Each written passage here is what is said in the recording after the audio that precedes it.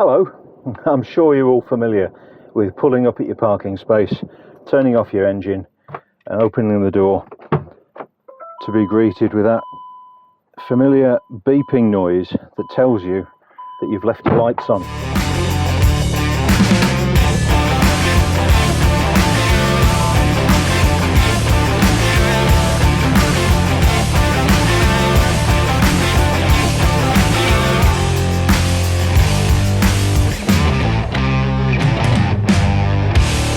I like to have my headlights switched on all the time when I'm driving, because I think that because most cars these days have these daytime running lights, a vehicle with no lights on sometimes looks like it's stationary. So I just switch them on every time I'm driving, and the other cars that we have automatic headlights. So I like to be able to just switch them on and leave them. I know that's probably a little bit weird, but that's just how I like it. And there are also some countries around Europe where it's a legal requirement to have your headlights on at all times while driving. So this can be an issue in those countries. So if you're driving in one of those countries, or if you're driving in Britain and you're a bit weird like me and like your headlights on all the time, it'd be very easy to arrive at your parking spot and leave those lights on and wake up the next morning with a flat battery, because it's not so easy to see in the sunshine that your lights are actually on. Of course, if you get out of your driver's door, that beeping sound will remind you that you've got your lights on. Of course, though, in a camper van, especially if it's one with no rear bulkhead like ours, it's often much easier to just get out of your driver's seat, turn around and go into the back of your van to do whatever it is you need to do, whether it be visiting there or making a cup of coffee or whatever else it needs to be. In that instance, you haven't opened your driver's door, so you don't get that warning sound, and the risk is then that you're just going to run your battery down.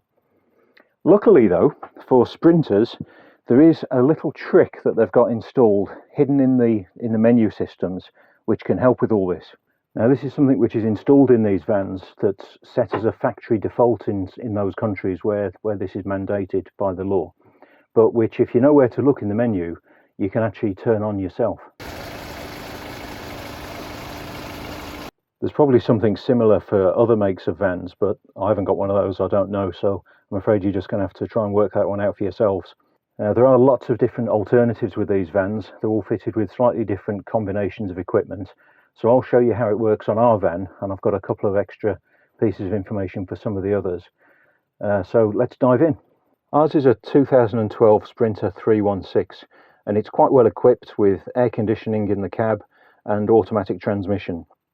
So it's not exactly the same as all of them out there. It's also fitted with steering wheel controls to control the onboard computer. Slightly elaborate way of describing it, but that's what they call it. And there is an alternative for vans which don't have the steering wheel buttons, which I'll tell you about later.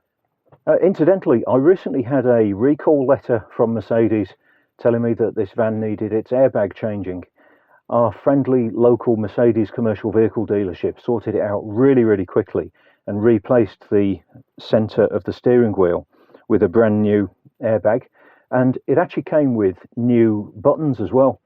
Now, you may know, if you've got one of these slightly older Sprinters, that the buttons have a kind of a soft touch feel to them, which can degrade over time, and the buttons can get this sort of sticky feel to them, which is actually quite unpleasant. So I'd urge you, if you get one of these recall notices, go and get yourself a new airbag, because it also comes with new switches, which are really nice. Right then, so on our van, you go into the menu through using these buttons to control that. You select this setting, which says settings, and this is how you can reset your mileage and so on. When you enter that menu, scroll down to where it says lighting, and when you enter that, you get this option which says driving lights on or off. So the more intuitive amongst you will realise already that on is the option that we're looking for here.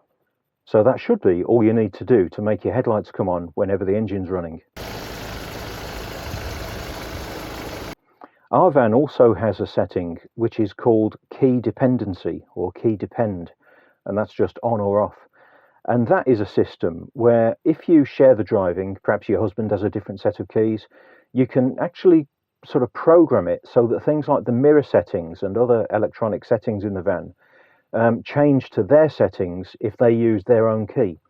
Now, we don't use that. We've actually only got one key for this van, but I have found that if you set that key dependency to off, then the headlights work. If you turn it on, then the auto headlights don't seem to work.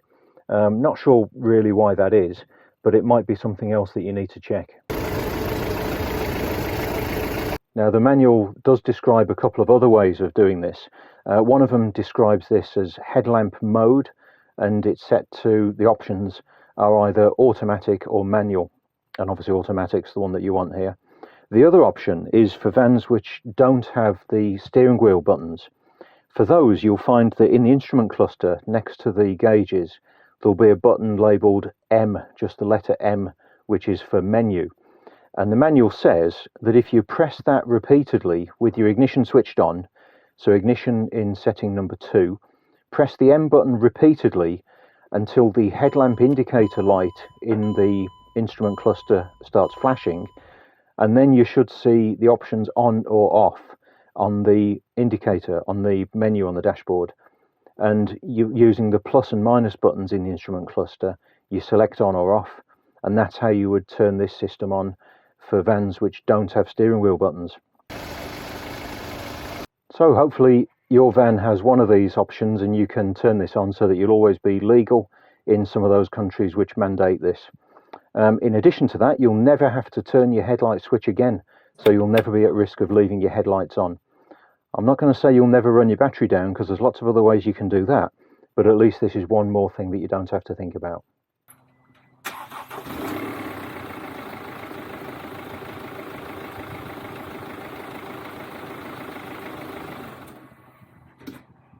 Now, there is one other advantage of having your headlights coming on all the time, and certainly this works on our van. It may work for you too. And that is, you know that really irritating loud beeping sound when you put it into reverse? Well, that doesn't seem to work if your headlights are on.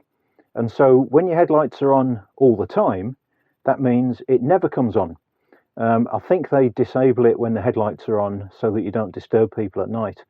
With your headlights on all the time, certainly on this van, it disables that reversing warning beeper, and we found that quite an advantage.